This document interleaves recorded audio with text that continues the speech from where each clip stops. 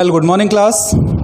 My name is Lalit Singh और आज हम स्टडी करने वाले हैं फिजिक्स का टॉपिक ऑप्टिक्स या प्रकाशिकी, जिसमें हम जितने भी तरीके के क्वेश्चंस ऑप्टिक्स में से जो कि आपके डिफेंस एग्जाम्स में पूछे जा सकते हैं इंक्लूडिंग एनडीए, उनके बारे में डिटेल स्टडी करेंगे, प्रॉपर न्यूमेरिकल्स, उनका थ्योरेटिकल एक्सप्लेनेशन और साथ ही साथ थ्योरी में से किस तरीके के हमारे पास क्वेश्चंस बन सकते हैं उनके बातों में कम्प्लीटली अपन डिस्कशन करेंगे। तो आप लोग भी कॉपी और पेन लेके तैयार हो जाइए। चलिए स्टार्ट करते हैं। बात करते हैं अपन प्रकाशिकी की। जैसा कि नाम से आपको पता चल रहा है, ऑप्टिक्स हमारे पास नाम है कि इस पर्टिकुलर टॉपिक में प्रकाश से संबंधित घटनाओं का, उनके प्रभावों का एक प्रकार से अध्ययन किया जाता है। जितने भी प्रभाव जो कि प्रकाश हमारे पास वातावरणीय परिस्थितियों पर डाल सकता है, उनके बारे में हम क्या करेंगे, यहाँ पर अध्ययन करेंगे। सबसे पहली बात हमारे पास आती है कि व्हाट इज़ लाइट। प्रकाश से हम क्या समझते हैं। अगर सामान्य शब्दों में देखा जाए तो ये बोला जा सकता है कि प्रकाश वह कारक है जो कि हमारी वस्तुओं को देखने के लिए आवश्यक है, या प्रकाश के द्वारा ही हमको वस्तुएं दिखाई देती हैं। ये एक जनरल एक्सप्लेनेशन है। अगर बात की जाए प्रॉपर डेफिनेशन की, तो प्रकाश जो है हमारे पास वो एक प्रकार का विद्युत चुंबकीय इलेक्ट्रोमैग्नेटिक तरंग है। प्रकाश को क्या माना गया है, एक प्रकार का विद्युत चुंबकीय तरंग माना गया है। और जब हम विद्युत चुंबकीय तरंगों की बात करते हैं तो डायरेक्टली इससे हम समझ सकते हैं कि प्रकाश हमारे पास ऊर्जा, एनर्जी का ही एक रूप है। ऊर्जा के एक पर्टिकुलर रूप को, विद्युत चुंबकीय प्रकृति को हमने क्या मान रखा है, प्रकाश मान रखा है। जनरली हम सबको पता है कि आपके पास जब विद्युत चुंबकीय स्पेक्ट्रम की बात की जाती है, जो कि रेडियो वेव से शुरू होकर गामा वेव पर ख़त्म होता है, तो इस विद्युत चुंबकीय स्पेक्ट्रम का एक छोटा सा पार्ट लगभग 4000 एंगस्ट्रम से लेकर 8000 एंगस्ट्रम के बीच का भाग दृश्य प्रकाश कहलाता है। और यहाँ पर हमको मेनली दृश्य प्रकाश के बारे में ही अध्ययन करना है। दृश्य प्रकाश की क्या क्या क्वालिटीज़ हो सकती हैं, किस तरीके से इसका प्रॉपर एक्सप्लेनेशन दिया जा सकता है, वो सारी की सारी चीज़ें हम यहाँ पर स्टडी करेंगे। इसके क्या क्या प्रभाव हो सकते हैं, उन प्रभावों के बारे में भी हमको पढ़ना है। तो सबसे पहले बात की जाती है प्रकाश की, तो हम ये मान सकते हैं कि प्रकाश एक प्रकार का विद्युत चुंबकीय तरंग है जो ऊर्जा का ही एक रूप है। ऊर्जा का ही एक रूप को प्रकाश माना गया है। और जब हम बात करते हैं विद्युत चुंबकीय तरंग की, तो विद्युत चुंबकीय तरंग का ऑटोमेटिकली मतलब है कि प्रकाश की प्रकृति हमेशा अनुप्रस्थ या फिर ट्रांसवर्स होती है। प्रकाश जो है वह एक प्रकार से अनुप्रस्थ प्रकृति को प्रदर्शित करता है। वह अनुप्रस्थ जो है वह एक साइंटिफिक टर्म है, इसको हम किस तरह से समझाएं। तो अगर प्रॉपर डेफिनेशन के अकॉर्डिंग देखा जाए तो हम ये मानकर चलते हैं कि ऐसी तरंगें जिनमें कंपन तरंग संचरण की दिशा के लंबवत माने जाते हैं, वो आपके पास क्या कहलाती हैं, अनुप्रस्थ तरंगें कहलाती हैं। तो प्रकाश हमारे पास एक प्रकार का क्या है, अनुप्रस्थ तरंग है। अगर डेफिनेशन की फॉर्म में हमको देखना है कि तरंग हैं, तो वहाँ पर कुछ ना कुछ प्रकार के कंपन या फिर वाइब्रेशंस भी हमारे पास पाए जाएंगे। तो प्रकाश तरंग के लिए जो वाइब्रेशंस होते हैं, जो कंपन होते हैं, वो हमेशा तरंग संचरण के लंबवत माने जाते हैं। जिस प्रकार से इस डायग्राम के अकॉर्डिंग हम ये समझ सकते हैं कि प्रकाश तरंग का संचरण एक्स दिशा के अनुरूप है, जबकि इसके जो कंपन हैं वो XY तल में माने गए हैं।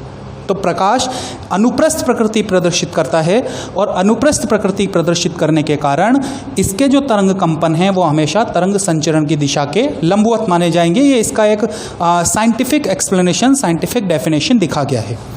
जहाँ पर भी हम अनुप्रस्थ प्रकृति की बात करेंगे तो अनुप्रस्थ प्रकृति का अपने आप में मतलब है कि इस प्रकार की तरंगें कभी भी यांत्रिक बल अप्लाई नहीं करती हैं। यहाँ पर हमने जो बल की बात की, उस बल को हमने किस प्रकार का माना है, यांत्रिक माना है, मैकेनिकल माना है। हालांकि ये तरंगें विद्युत दाब उत्पन्न कर सकती हैं, वो क्या चीज़ है वो हम आगे एक्सप्लेन करेंगे। लेकिन अभी तक हमारे पास ये मानना है कि अनुप्रस्थ तरंगों के द्वारा यांत्रिक बल अप्लाई नहीं किए जा सकते।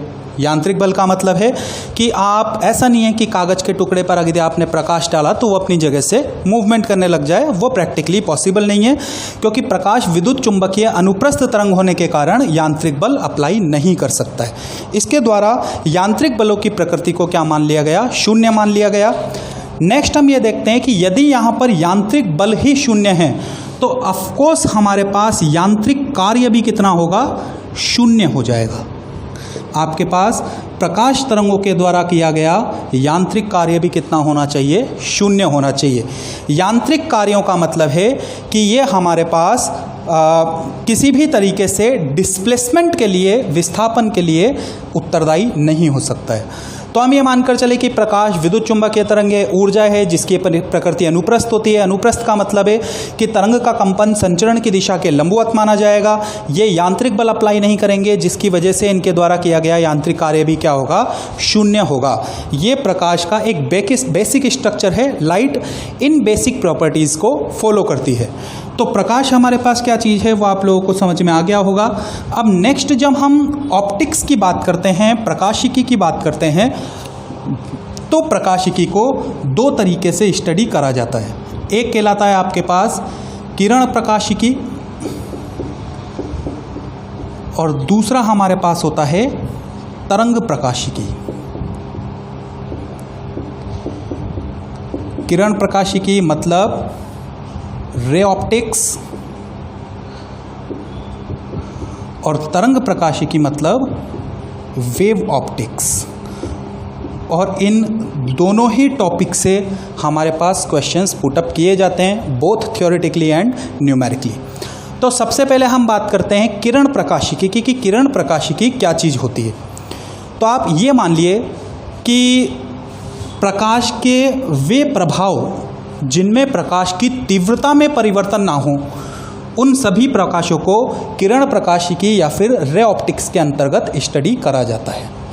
उन सभी प्रभावों का यहाँ पर हम अध्ययन करेंगे जिन प्रभावों में तरंग की जो तीव्रता है वह तरंग की तीव्रता अपरिवर्तित रहे, उसमें किसी भी प्रकार का परिवर्तन नहीं आए। यदि तरंग की तीव्रता अपरिवर्तित रहती है तो उन प्रभावों को हम काय में स्टडी करते हैं? रे ऑप्टिक्स या फिर किरण प्रकाशिकी में स्टडी करते हैं। अब बात आई कि तीव्रता क्या चीज़ है, आप तीव्रता को किस तरह से डिफाइन करोगे? तो ये मान लो कि प्रति सेकंड किसी निश्चित सतह पर पड़ने वाले ऊर्जा कणों की संख्या उसकी तीव्रता कहलाती है।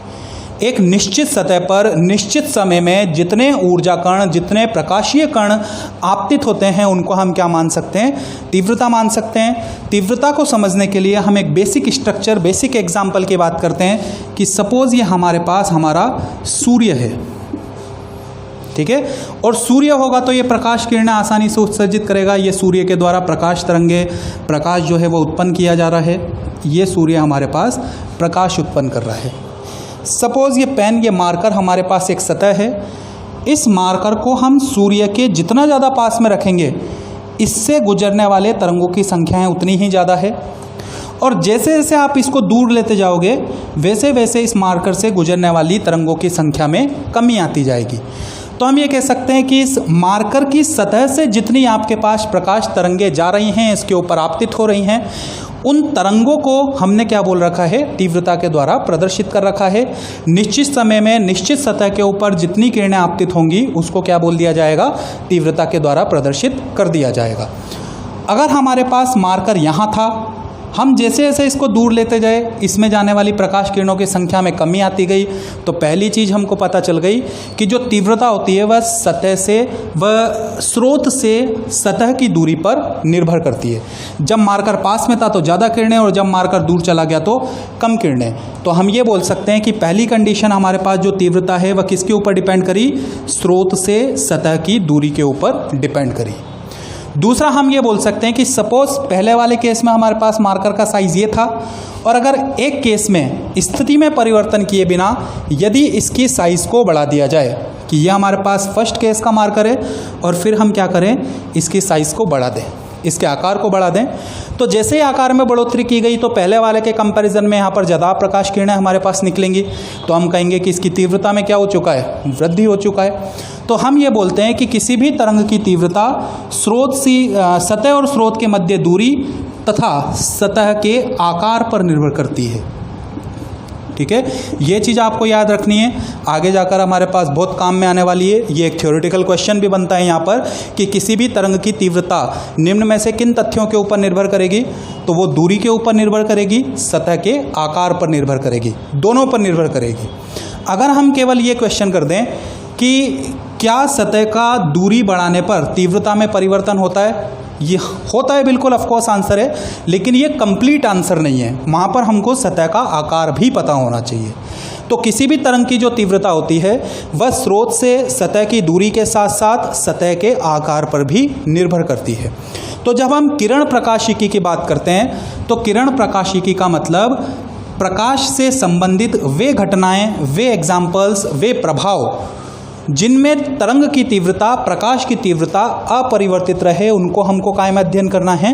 किरण प्रकाशिकी में अध्ययन करना है। एग्जाम्पल्स अपन ले लेते हैं कि जैसे आपके पास अपवर्तन यानी कि रिफ्रैक्शन, परावर्तन यानी कि रिफ्लेक्शन, ये दोनों हमारे पास क्या हैं? किरण प्रकाशिकी के एग्जाम्पल हैं। इन दोनों ही केसेस में आपके पास कभी भी तरंग की तीव्रता में परिवर्तन नहीं आएगा। जो तीव्रता है वह कैसी रहेगी? अपरिवर्तित रहेगी। इसलिए इन दोनों प्रभावों को किरण प्रकाशिकी में स्टडी किया जाता है। नेक्स्ट आता है अपने पास तरंग प्रकाशिकी यानी कि वेव ऑप्टिक्स। तो तरंग प्रकाशिकी में जो प्रकाश की तीव्रता होती है वो क्या हो जाती है? परिवर्तित हो जाती है। ऐसे प्रभाव जिनमें तरंग की तीव्रता, प्रकाश की तीव्रता परिवर्तित होती हुई पाई जाए, उन प्रभावों को तरंग प्रकाशिकी में स्टडी करा गया।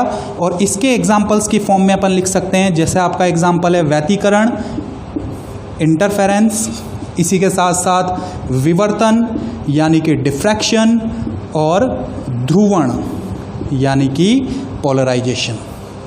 ठीक है, तो ये तीन प्रभाव ऐसे हैं। ये तीन प्रभाव के अलावा भी कई सारे प्रभाव होते हैं, लेकिन अपने जो डिफेंस से रिलेटेड हैं उसमें यही चीज़ों के ऊपर क्वेश्चंस पूछे जाते हैं। इसलिए जो आपके पास तरंग प्रकाशिकी है तो तरंग प्रकाशिकी को प्रदर्शित करने वाले प्रभाव हैं व्यतिकरण, विवर्तन, ध्रुवण, इंटरफेरेंस, डिफ्रैक्शन एंड पोलराइजेशन। इसी तरीके से किरण प्रकाशिकी बात की जाए तो किरण प्रकाशिकी के लिए हमारे पास तीव्रता अपरिवर्तित रहेगी। एग्जाम्पल्स की फॉर्म में हम लिख सकते हैं रिफ्रैक्शन और रिफ्लेक्शन। अपवर्तन और परावर्तन किरण प्रकाशिकी का निर्माण करते हैं। और ये जो दोनों प्रभाव हम पढ़ना चाह रहे हैं ये प्रकाश की तरंग प्रकृति को प्रदर्शित करते हैं। हम लाइट को as a wave, as a तरंग मानकर चल रहे हैं, ऊर्जा के संचरण के आधार पर मानकर चल रहे हैं।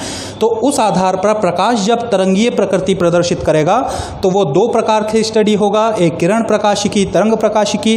किरण प्रकाशिकी में तीव्रता अपरिवर्तित रहेगी, तरंग प्रकाशिकी में तीव्रता परिवर्तित हो जाएगी। तो डायरेक्टली आप यहाँ पर ये बोल सकते हो कि अपवर्तन और परावर्तन इनमें कम से कम प्रकाश की जो तीव्रता है वह तो अपरिवर्तित रहने वाली है। बाकी तरंग के जो अन्य गुणधर्म हैं वो किस प्रकार से परिवर्तित होते हैं तो वो हम तब पढ़ेंगे जब हम इनका एक एक करके पर्टिकुलर एक्सप्लेनेशन देंगे। इतनी बात तो फिक्स है कि कम से कम तीव्रता तो इन सभी प्रभावों में कैसी कम से कम तीव्रता तो इन दोनों प्रभावों में कैसी रहने वाली है? अपरिवर्तित रहने वाली है। तो ये एक तरीके से ऑप्टिक्स का, प्रकाश का एक बेसिक स्ट्रक्चर है, एक उसका सामान्य एक्सप्लेनेशन है कि किस प्रकार से प्रकाश होता है और हमारे ऑप्टिक्स के अंदर हमको किन किन चीज़ों के बारे में अध्ययन करना है। जो हमारे पास मेन इंपॉर्टेंट टॉपिक्स बनते हैं जहाँ पर डिफेंस में एक्स ग्रुप मेनली और एनडीए के अंतर्गत क्वेश्चन पुटअप किया जाता है, एसएसआर के अंतर्गत क्वेश्चन पुटअप किए जाते हैं, तो सबसे पहले हम बात करते हैं प्रकाश के परावर्तन की। फर्स्ट टॉपिक प्रकाश का परावर्तन या फिर हम बोलते हैं रिफ्लेक्शन ऑफ लाइट। काफ़ी अच्छा टॉपिक है और यहाँ पर इसका कंप्लीट एक्सप्लेनेशन दिया जाएगा। बहुत ही ध्यानपूर्वक एक एक चीज़ों को आपको समझना है। हम इसमें ऐसा कोई सा भी पॉइंट नहीं छोड़ेंगे जो कि हमारे पास अपने सिलेबस में रह जाए। कंप्लीट एक्सप्लेनेशन जितना भी हो सकता है उस परावर्तन की अपन बात कर रहे हैं। जब हम परावर्तन की बात करते हैं तो सबसे पहले अपन पढ़ते हैं कि परावर्तन को परिभाषित किस प्रकार से किया गया है, क्या परिभाषा होनी चाहिए। सामान्य शब्दों में हम देख सकते हैं कि भाई किसी सतह से टकराकर प्रकाश किरणें वापस आ गई, परावर्तन हो गया। आप रोजाना मिरर के सामने सुबह सुबह अपना प्रतिबिंब देखते हो, परावर्तन का एग्जाम्पल है। या अगर कोई सी भी चीज़ हमको पर्टिकुलरली दिखाई दे रही है तो वो परावर्तन के कारण ही संभव है। कई सारे फैक्टर्स और होते हैं, लेकिन मेजरली हम अगर किसी चीज़ को देख पा रहे हैं, किसी कलर को हम डिटेक्ट कर पा रहे हैं, तो उसके पीछे कौन सा प्रभाव है? परावर्तन प्रभाव है। तो ये तो एक समझने वाली चीज़ है जो दैनिक जीवन में हम प्रकाश के एग्जाम्पल लेते हैं, परावर्तन को देखते हैं, उसके आधार पर हमने इसको एग्जाम्पल के थ्रू एक्सप्लेन करा। अब बात करते हैं कि इसकी परिभाषा क्या होनी चाहिए। तो परिभाषा के अनुसार आप ये मानिए कि सबसे पहले जब हम प्रकाश के प्रभाव की बात करेंगे तो किसी ना किसी प्रकार का हमारे पास सतह होगा, किसी ना किसी सतह के द्वारा ही परावर्तन होगा, अपवर्तन होगा, विवर्तन होगा, व्यतिकरण होगा। तो हमारे पास एक सतह, एक बेस का होना जरूरी है। इस सतह पर कोई प्रकाश किरण आपतित की जाएगी, तो हमने कहा आपतित किरण, और सतह के द्वारा ये किरण क्या हो जाएगी? डिफ्लेक्ट हो जाएगी, जिसको हम बोल सकते हैं एक प्रकार से विक्षेपित किरण। तो देखिए हमारे पास कोई सतह थी, सतह के ऊपर प्रकाश किरणों का आपतन किया गया, सतह से जो भी प्रभाव हमारे पास घटित होना है उसके बाद में हमको जो किरण प्राप्त हुई उसका हमने क्या नाम रख दिया? विक्षेपित किरण या फिर डिफ्लेक्टेड रे। तो सपोज करिए यदि आपतित और विक्षेपित किरण के मध्य कालांतर 180 डिग्री या फिर पाई हो जाए, तो इस प्रभाव को हम क्या कहते हैं? ये प्रभाव ही हमारे पास परावर्तन कहलाता है। ये इसका प्रॉपर साइंटिफिक डेफिनेशन है कि यदि किसी सतह के द्वारा प्रकाश की आपतित और विक्षेपित किरण के मध्य कालांतर 180 डिग्री या फिर पाई प्राप्त हो, तो उस प्रभाव को हम क्या बोलेंगे? परावर्तन बोलेंगे। और इस केस में विक्षेपित किरण क्या कहला जाएगी? परावर्तित किरण कहला जाएगी। अब बात आ सकती है कि ये तो परिभाषा है, चलो हमने रट ली एक तरीके से, इसको समझा किस प्रकार से जाए? तो समझने के लिए सबसे पहले बात आती है कि ये कला क्या चीज़ होती है। किसी भी तरंग की कला से हमारा क्या मतलब है? हम कैसे समझें कि कला क्या चीज़ है? ठीक है, तो देखिए जब भी आप किसी तरंग को प्रदर्शित करते हो, तरंग के प्रदर्शन के लिए हमको अपने निर्देशांक की आवश्यकता होगी, क्योंकि अगर निर्देशांक ही नहीं है तो फिर चीज़ों की स्टडी नहीं की जा सकती है। भौतिक विज्ञान में चीज़ों को पढ़ने के लिए सबसे पहले हमको क्या चाहिए? एक निर्देश तंत्र चाहिए। तो यहाँ पर हमने अपना निर्देशांक तंत्र माना। ये 2D हो सकता है, 3D हो सकता है, डजेंट मैटर। तो आपके पास एक निर्देशांक तंत्र माना गया और इस निर्देशांक तंत्र में ये कोई तरंग हमारे पास संचरित हो रही है।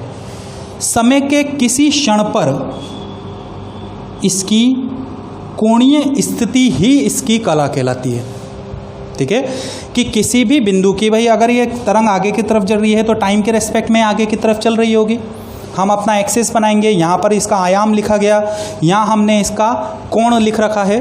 तो हम ये मानकर चलें कि किसी भी निश्चित समय क्षण पर कण की, कंपन करने वाले कण की कोणीय स्थिति ही क्या कहलाती है? कला कहलाती है। ये कला का डेफिनेशन है।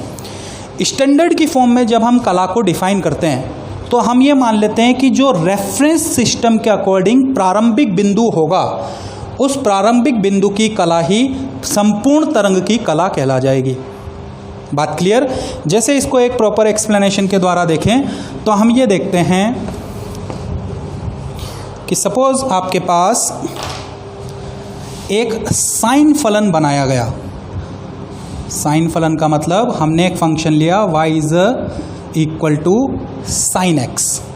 जब आप साइन का ग्राफ बनाते हो तो ये हमारे पास साइन फलन का ग्राफ है, जहाँ पर हम कहेंगे इसकी वैल्यू +1 से -1 तक जा सकती है, क्योंकि साइन फलन का अधिकतम मान +1 होता है और न्यूनतम मान -1 होता है।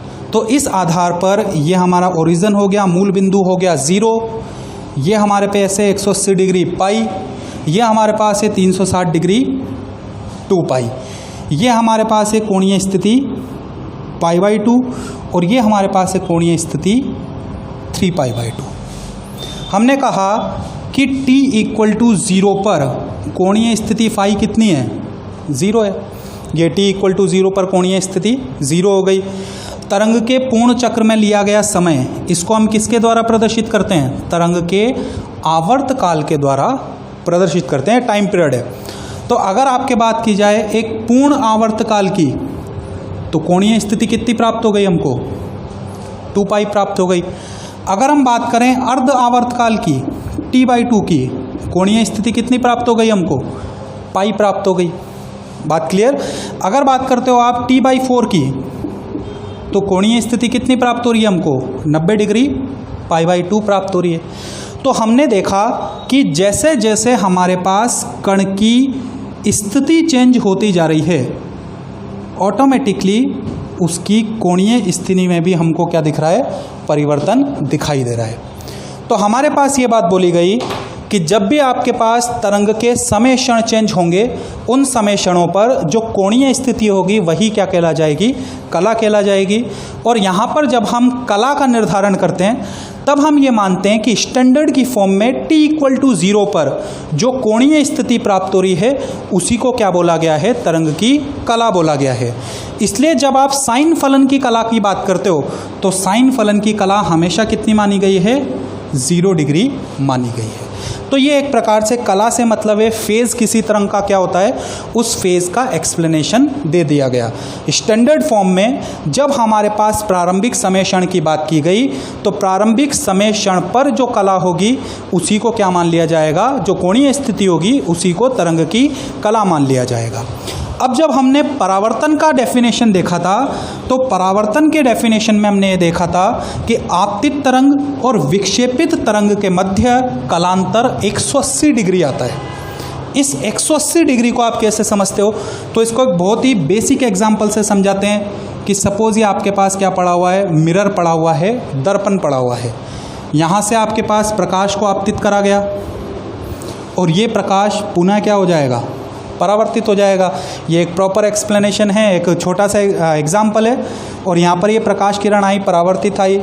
इसका आपको एक तरीके से ये सीधा सा समझ में आ रहा होगा कि मिरर के थ्रू जब हम सामने कोई ऑब्जेक्ट रखेंगे तो इस प्रकार से प्रकाश किरण जाएगी, परावर्तित हो जाएगी। ठीक है।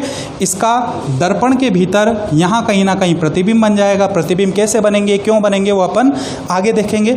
सबसे पहले हम ये समझना चाह रहे हैं कि आपतित और विक्षेपित तरंग में जो कलांतर हमने बोला वो 180 डिग्री कैसे आया। तो देखिए, ये आपतित किरण थी, ये आपतित किरण थी, ये आपतित किरण अपन ने बना दी। ठीक है। इसकी जो स्थिति है वो कौन सी दिशा में है? +x दिशा में। ये परावर्तित किरण है, ये हमारे पास दर्पण होगा और दर्पण से परावर्तित किरण किस दिशा में जाएगी? -x दिशा में जाएगी। भाई सतह से जो आपके पास किरण का विक्षेपण हुआ है, डिफ्लेक्शन हुआ है, वो किस स्थिति में हुआ है? -x दिशा में हुआ है। जब आप कलांतर की बात कर रहे हो तो ये +x दिशा और ये -x दिशा, इन दोनों के मध्य कला कोण कितना आ रहा है? 180 डिग्री का आ रहा है। इसलिए परावर्तन के केस में समझाया गया कि वे प्रभाव जिनमें किसी सतह पर आपतित तथा सतह से विक्षेपित किरणों के मध्य कलांतर 180 डिग्री हो, 180 डिग्री हो, उस प्रभाव को हम क्या बोलते हैं? परावर्तन बोलते हैं। ठीक है। ये परावर्तन का एक तरीके से प्रॉपर फिजिक्स के अकॉर्डिंग, साइंस के अकॉर्डिंग एक्सप्लेनेशन होना चाहिए। तो जब भी आपके पास आपतित और विक्षेपित किरण के मध्य कलांतर 180 डिग्री का हो जाए, तो उस केस में जो प्रभाव है वो क्या कहलाता है? 180 डिग्री प्रभाव है जो आपके पास परावर्तन कहलाता है। यहाँ पर ये एग्जाम्पल इसलिए समझाया गया कि आपके पास तरंग सीधा आया, वापस चला गया। ये किसी भी केस के लिए वैलिड है। जहाँ पर भी परावर्तन की घटना होगी, कंपलसरी है कि वहाँ पर आपतित और परावर्तित किरणों के मध्य कलांतर कितना पाया जाएगा? 180 डिग्री का ही पाया जाएगा। ये कंपल्सन है। आप चाहो तो इसको तरंगीय फॉर्म में भी बता सकते हो कि ये हमारे पास प्रकाश तरंग आया इस प्रकार से, और ये तरंग हमारे पास परावर्तित हो गया, यहाँ पर कहीं ना कहीं प्रतिबिंब बन जाएगा। तो आपके पास आपतित और विक्षेपित किरण के मध्य कलाकोण, कलांतर हमेशा कितना रहने वाला है? 180 डिग्री का रहने वाला है। तो इस प्रकार से प्रॉपर एक्सप्लेनेशन के अकॉर्डिंग परावर्तन के केसेस को समझाए जाते हैं कि जब भी हमारे पास परावर्तन की बात की जाएगी तो परावर्तन में आपतित और विक्षेपित किरण के मध्य हमेशा कलांतर 180 डिग्री का होना चाहिए। ये क्वेश्चन पूछा जाता है कई बार थ्योरेटिकल वे के अकॉर्डिंग कि परावर्तन के केस में, परावर्तन की परिस्थिति में आपतित और विक्षेपित, आपतित और परावर्तित किरण में कलांतर कितने होते हैं? तो कलांतर हमेशा क्या लिखना है आपको? 180 डिग्री या फिर पाई। बात क्लियर? अब जब परावर्तन की हमने बात करी सारे के सारे तरंगीय प्रभाव हैं, तो इसको तरंगीय गुणधर्म के आधार पर भी हमको एक्सप्लेन करना पड़ेगा, समझना पड़ेगा। तो हम ये चीज़ देखते हैं कि किसी भी प्रकाश तरंग के वो कौन से गुणधर्म हैं जो यहाँ पर परिवर्तित हो सकते हैं। तो किसी भी तरंग में कई सारी चीज़ें होती है, जैसे आवृत्ति हो गई, आवर्तकाल हो गया, तरंग दैर्ध्य हो गया, आयाम हो गया। तो इन सभी केसेस में जब भी हमारे पास परावर्तन होगा तो कलांतर कितना पाया जाएगा, 180 डिग्री पाया जाएगा। या फिर आप इसको दूसरे शब्दों में ये बोल सकते हो कि कला क्या हो जाएगी, विपरीत हो जाएगी। इसके अलावा अन्य किसी भी गुणधर्म में जिसमें आयाम आ गया, आवृत्ति आ गया, तरंग दैर्ध्य आ गया, आवर्तकाल आ गया, अन्य सभी गुणधर्म अपरिवर्तित रहेंगे। ये चीज़ हमको यहाँ पर याद रखनी है, लिख लेनी है, सीख लेनी है, नोट्स बना लेने हैं, अंडरलाइन कर लेना है, मार्क कर लेना है, जिस भी तरीके से आपको सूटेबल हो। तो हम ये देखते हैं कि परावर्तन के केस में केवल कलांतर 180 डिग्री होता है, तरंग की कला विपरीत हो जाती है। तो केवल कला में परिवर्तन हो रहा है, अन्य सभी गुणधर्म हमेशा कैसे माने गए हैं, अनचेंज माने गए हैं, अपरिवर्तित माने गए हैं। ये दो चीज़ें आपको हमेशा याद रखनी। कई बार क्या है, इस तरह से क्वेश्चन आ जाते हैं कि परावर्तन के केस में, परावर्तन की परिस्थिति में निम्न में से कौन सा गुणधर्म अपरिवर्तित रहता है या निम्न में से कौन सा गुणधर्म परिवर्तित हो जाता है। तो आपको वहाँ पर 4 ऑप्शन दिए होंगे, कुछ भी याद रखने की जरूरत नहीं है। केवल ये याद रखिए कि परावर्तन के केस में केवल तरंग की कला परिवर्तित हो रही है। कितने से परिवर्तित हो रही है, 180 डिग्री से परिवर्तित हो रही है। जब भी कलांतर 180 डिग्री हो तो उसको हम विपरीत कला भी बोल देते हैं। बाकी अन्य सभी गुणधर्म आपके कैसे रहेंगे, अपरिवर्तित रहेंगे। बात क्लियर, कोई दिक्कत किसी भी तरीके की? तो ये हमारे पास परावर्तन की डेफिनेशन और उस डेफिनेशन के आधार पर बनने वाले क्वेश्चंस की हमने बात करी है। बात क्लियर? नेक्स्ट, अब बात आती है परावर्तन के साथ साथ जब हमको परावर्तन फर्दर स्टडी करना है, आगे की तरफ पढ़ना है, तो हम क्या करेंगे, परावर्तन के नियम भी लिखेंगे कि परावर्तन के क्या क्या नियम हो सकते हैं। ठीक है, परावर्तन के नियम, 2 नियम आपने आसानी से पढ़े हुए हैं, याद भी होंगे, हो सकता है मेरे से पहले भी आप लोग आसानी से सोच लिए हों। तो परावर्तन का पहला नियम क्या कहता है कि आपतन कोण हमेशा परावर्तन कोण के बराबर होगा। बात समझ में आई कि किसी भी सतह पर जब हम परावर्तन का अध्ययन कर रहे हैं तो सतह पर आपतित कोण का मान हमेशा परावर्तित कोण के मान के बराबर माना जाता है, बराबर पाया जाता है। और जब आप कोण की बात करते हो तो जैसे ये हमारे पास सतह है, कोई सी भी सतह अपन ने बना ली, मान लिए दर्पण बना लिया, और दर्पण हमने कैसा माना है, समतल दर्पण माना है। यह आपके पास प्रकाश किरण आपतित हुई। अब जब प्रकाश किरण आपतित हुई है तो किसी बिंदु पर आपतित होगी, और जब बिंदु पर आपतित होगी तो यहाँ पर आपको कुछ ना कुछ रेफरेंस मानना पड़ेगा। उस रेफरेंस को हम क्या बोलते हैं, अभिलंब बोलते हैं। तो ये हमने क्या डाला यहाँ पर, अभिलंब डाल दिया। तो आपके पास जो आपतन कोण है, सपोज ये आपतन कोण को हम काय से प्रदर्शित कर रहे हैं, आई से प्रदर्शित कर रहे हैं। तो परावर्तन कोण भी हमारा हमेशा आई के बराबर होना चाहिए। इसको हमने डिपिक्शन के लिए आर लिख दिया। यहाँ पर हम बोल सकते हैं कि आई बराबर क्या है, आर है। परावर्तन चाहे से समतल सतह से हो, असमतल सतह से हो, या किसी भी प्रकार की सतह से माना जाए, जब भी परावर्तन की बात की जाएगी तो आपतन कोण हमेशा कैसा माना जाएगा, परावर्तन कोण के बराबर ही माना जाएगा। और जब आप कोण का निर्धारण करोगे तो हमेशा अभिलंब के सापेक्ष करोगे। कई बच्चे क्या करते हैं, सतह से कोण मान लेते हैं ये वाला। ठीक है, ये चीज़ आपके पास, हालांकि आंसर तो इससे भी वही आने वाला है, भाई ये दोनों कोण बराबर हैं तो ऑफकोर्स ये दोनों कोण भी बराबर होंगे। ठीक है, लेकिन ये समतल के केस में होगा, तो इतना कन्फ्यूजन पालने की जरूरत नहीं है। आपको अभिलंब बनाना है और अभिलंब के द्वारा ही हमको आपतन और परावर्तन कोण की बात करनी है। अब यहाँ पर एक क्वेश्चन आता है, कई बच्चों को इसमें कन्फ्यूजन होता है कि अभिलंब क्या होते हैं, अभिलंब हमको किस प्रकार से बनाने हैं। सपोज आपके पास समतल सतह है, कोई सी भी समतल सतह की अपन ने बात करी, तो समतल सतह के लिए तो हम कह सकते हैं कि 90 डिग्री की जो लाइन होगी वो क्या होगा, अभिलंब होगा। ठीक है, लेकिन अगर हमारे पास एक असमतल सतह आ गई, ये लीजिए यहाँ पर आपके पास क्या हुआ, एक असमतल सतह आ गया। ठीक है, अब यहाँ पर प्रकाश तो किसी भी बिंदु पर, सतह के किसी भी बिंदु पर आपतित हो सकता है। आपको बोला जाए इसके ऊपर अभिलंब बनाओ, तो जब हमारे पास असमतल सतह हो तो अभिलंब बनाने के लिए अगर हमको इस बिंदु पर अभिलंब बनाना है तो सबसे पहले यहाँ पर एक स्पर्श रेखा खींची जाए, और इस स्पर्श रेखा के जो लंबवत किरण होगी वही क्या कहलाएगा, इस बिंदु पर अभिलंब कहलाएगा। जैसे आपको इस बिंदु की बात करनी है, इस बिंदु पर अभिलंब बनाना है, तो सबसे पहले यहाँ पर क्या होगा, एक स्पर्श रेखा, एक टेंजेंट ड्रॉ करा जाएगा, और इस टेंजेंट के परपेंडिकुलर क्या कहलाएगा, अभिलंब कहलाएगा। अब परावर्तन के नियम यहाँ पर भी वैलिड हैं। देखिए, ये हमारे पास आपतित किरण, ये इसी एंगल पर परावर्तित होगी, ठीक है। इसी प्रकार से ये आपतित किरण, ये इसी एंगल पर परावर्तित हो जाएगी, ठीक है।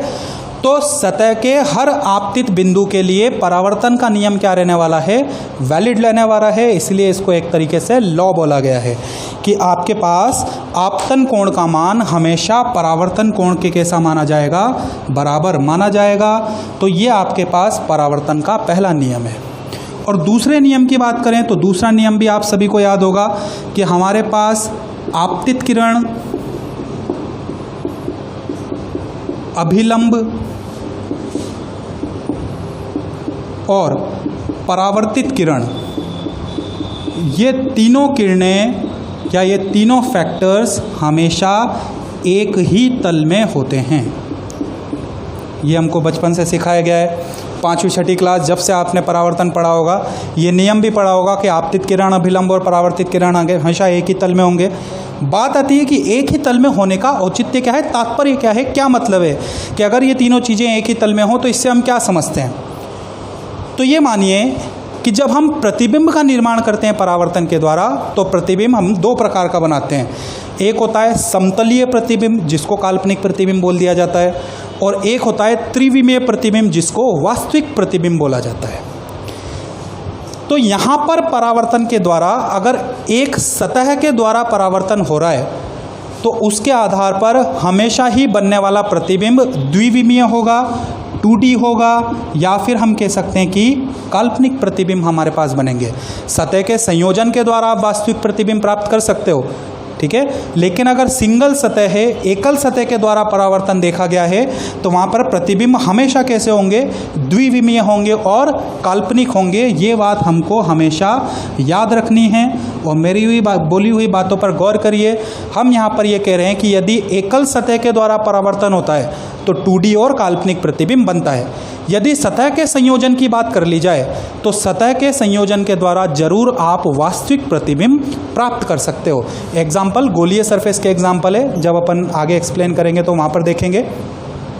तो यदि सतह के द्वारा, एक सिंगल सतह के द्वारा परावर्तन हो रहा है तो वहाँ पर हमेशा प्रतिबिंब कैसे होंगे, 2D होंगे, द्विविमीय होंगे और काल्पनिक होंगे। द्विविमीय प्रतिबिंब का मतलब है आप इसको पर्दे पर नहीं डाल सकते। जैसे हम लोग मूवी देखने जाते हैं और मूवी की सामने की स्क्रीन पर मूवी चलती है और पीछे से प्रोजेक्टर क्या करता है, उस पर्दे के ऊपर फोकस डालता है। तो वो जो प्रतिबिंब है वो त्रिविमीय प्रतिबिंब है, वो 3 डायमेंशनल इमेजेस के एग्जाम्पल्स हैं, क्योंकि आपके पास पर्दे के ऊपर इमेज को, प्रतिबिंब को दिखाया गया है। लेकिन सुबह सुबह जब हम उठकर अपनी शक्ल आईने में देखते हैं तो उस शक्ल को हम पर्दे पर नहीं डाल सकते। वो एक प्रकार का क्या है, द्विविमीय प्रतिबिंब है। तो जब आप परावर्तन की बात करते हो तो परावर्तन का द्वितीय नियम हमको ये बोलता है कि ये तीनों चीज़ें, आपतित किरण, परावर्तित किरण और अभिलंब, एक ही तल में होते हैं। एक ही तल में होने का मतलब है कि एक सिंगल सरफेस के थ्रू अगर रिफ्लेक्शन पड़ा गया है, रिफ्लेक्शन हो रहा है, परावर्तन हो रहा है, तो एकल सतह के द्वारा हमेशा द्विविमीय और काल्पनिक प्रतिबिंब ही बनाए जाते हैं। बात क्लियर। तो ये हमारे पास क्या है, परावर्तन के नियम हैं। इनको प्रॉपर आपको नोट्स बनाना है और जो छोटी छोटी बातें मैंने बोली है वो आपको लिखनी है, याद करनी है, समझनी है। अगर एक बार ये समझ में आ गया तो ये भूलने वाली चीज़ें नहीं हैं। बाकी चीज़ें नेक्स्ट लेक्चर में आपको बताई जाएगी। थैंक यू, धन्यवाद।